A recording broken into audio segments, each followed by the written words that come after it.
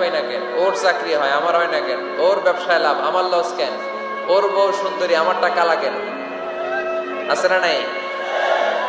না, অভিযোগ করবেন না। আপনি যে অবস্থানে থেকে অখুশি, আপনি যেই অবস্থানে থেকে আল্লাহর কাছে অভিযোগ করতেছেন, আপনার এই অবস্থানে আসার জন্য অনেকে আল্লাহর কাছে দোয়া করতেছে, ঠিক কিনা? কিন্তু আপনি এই অবস্থানে খুশি না। অনেকে এই অবস্থানে আসতে চায়, তাদের স্বপ্ন যে তারা একদিন আপনার স্থানে আসবে, কিন্তু আপনি আপনার জায়গায় থেকে খুশি না।